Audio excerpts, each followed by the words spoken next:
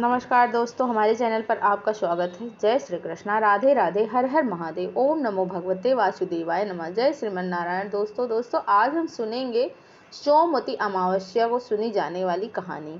आइए सुनते हैं। एक बार एक छोटा सा गांव था। उसमें एक राजा की बेटी और एक ब्राह्मण की बेटी, दोनों सहेलियां थी। दोनों साथ खेलती, साथ पढ़ती थी। दोनों का बचपन साथ साथ बीता। विशाख खेलती रहती थी और पढ़ती भी साथ में ही थी। दोनों की शादी के लायक हुई।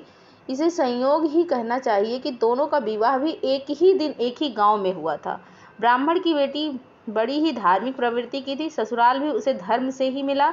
ससुराल में भी सभी धर्म का पालन करने वाले और सभी व्रत उपवास करने वाले थे। ब्राह्मण की बेटी को उसके साथ ने जेठ मास की अमावस्या के दिन वट पूजन और व्रत दिलवा दिया था। उसने पूरे नियम सच्ची लगन से जुटकर अमावस्या का व्रत किया और वट पूजन किया। इस तरह उसे वट पूजन करते हुए वक्त कई वर्ष बीत गए। ब्राह्मणी को 4 पुत्र पैदा हुए।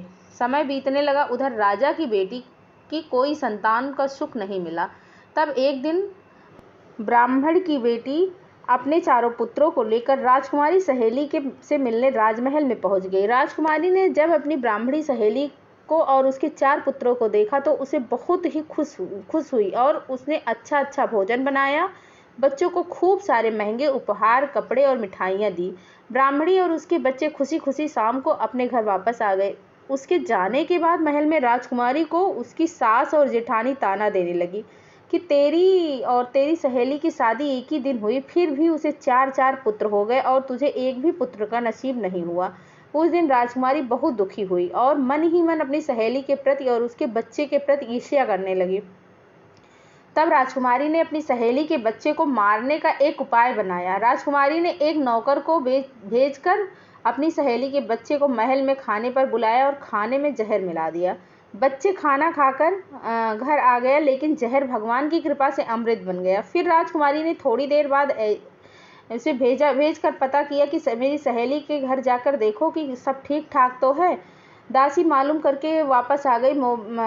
बोली कि आपकी सहेली और उसके बच्चे सब ठीक हैं। राजकुमारी सोच में पड़ गई कि इतना जहर अगर किसी बड़े को खिला दिया जाए तो वो तुरंत मर जाएगा, लेकिन इन छोटे छोटे बच्चों को कुछ भी नहीं हुआ। 2-4 दिन बाद राजकुमारी ने सहेली के बच्चे को सुंदर सुंदर बेशकीमती कपड़े, खिलौने और मिठाइयाँ भिजवाई, जिनमें जहरीले कीड़े रख दिए, लेकिन वे कि भगवान की कृपा से गायब हो गए। फिर से राजकुमारी ने दासी को भेजकर मालूम किया। दासी ने कहा कि आपकी सहेली और उसके बच्चे बहुत खुश हैं। राजकुमारी फिर से सोच में पड़ गई कि जरूर मेरी सहेली को जादू टोना करती होगी। 2 बार बच्चे को मारने चाहा, लेकिन दोनों बार बच्चे बच गए। अब की बार राजकुमारी ने महल के जल्लादों को हुक्म दिया कि मेरी सहेली के बच्चे को रथ में घुमाने के बहाने बनाकर घर से ले आओ और उन्हें तालाब में फेंक दो। इस बात की जानकारी किसी को नहीं लगनी चाहिए। तब जल्लादों ने ऐसा ही किया। जल्लादों ने बच्चों को तालाब में फेंक दिया। तालाब के पास बरगद का वृक्ष था, जिसकी जड़ें तालाब के अंदर तक फैली हुई थी। उस दिन ब्राह्मणी के जेठ मास की अमावस्या का व्रत था। वह वट की पूजा कर रही थी। उसने पूजा करते समय अपने पति और बच्चों और परिवार की खुशहाली की कामना की, मांगी, भगवान से मांगी और बच्चों को तालाब में गिराया गया और डूबने लगे। तभी उसी समय भगवान ने वट वृक्ष की जड़ों को आदेश दिया कि बच्चों की रक्षा करो। तभी बरगद के वृक्ष की जड़ों ने अपना विकराल रूप ले लिया और चारों बच्चों को तालाब में से बचा लिया और उन्हें सुरक्षित तालाब से बाहर लाकर छोड़ दिया। चारों बच्चे तालाब में गिरने से ज़्यादा ताकतवर, सुंदर और गौर वर्ण के होंगे। उनकी सुंदरता और ताकत का पूरे गांव भर में खूब चर्चा होने लगी। खबर महल में पहुंची। राजकुमारी को पता चली तो वह हैरान और परेशान हो गई। वह बहुत पछतावा होने लगा। तब वह खुद अपनी सहेली के घर पहुंच गई और उसके चरण पकड़कर अपनी गलती की क्षमा मांगने लगी और बोली कि तुम चाहो तो राजा से कहकर मुझे फांसी पर चढ़वा सकती हो, क्योंकि मैंने तुम्हारे बच्चों को कई बार मारने की कोशिश करी है। मैंने ही तुम्हारे बच्चों को तालाब में फिकवाया। मैंने ही तुम्हारे बच्चों को खाने में जहर दिया। खिलौने में मैंने जहरीले कीड़े भेजे, लेकिन हर बार तुम्हारे बच्चे बच गए। तुम ऐसा क्या करती हो? तुम कौन से देवी देवता की पूजा और व्रत करती हो जिससे तुम्हारे बच्चे हर बार सुरक्षित रहते हैं? उनकी भगवान भी रक्षा कर रहे हैं। जब राजकुमारी की बातों को ब्राह्मणी ने सुना तो वह बिल्कुल भी गुस्सा नहीं हुई। वह बड़ी ही समझदार थी। उसने अपने राजकुमारी सहेली से कहा कि तुम्हारी कोई गलती नहीं है, क्योंकि तुम भी एक नारी हो। बिना बच्चों के एक नारी की पीड़ा क्या होती है अच्छी तरह से समझ सकती हूँ। यह सखी हर साल ज्येष्ठ मास की अमावस्या का व्रत करती हूँ और बरगद के वृक्ष की पूजा करती हूँ। वही मेरे पति और बच्चों की रक्षा करते हैं। सखी, तुम भी हर साल ज्येष्ठ मास की अमावस्या का विधि विधान से व्रत करो और उस दिन बरगद वृक्ष की पूजा करो।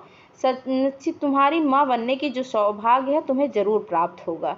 इस तरह जब दोबारा ज्येष्ठ का महीना आया, राजकुमारी ने ब्राह्मणी के कहे अनुसार व्रत किया, बरगद के वृक्ष की पूजा करी, जिसके बाद राजकुमारी को भी एक सुंदर पुत्र पैदा हुआ।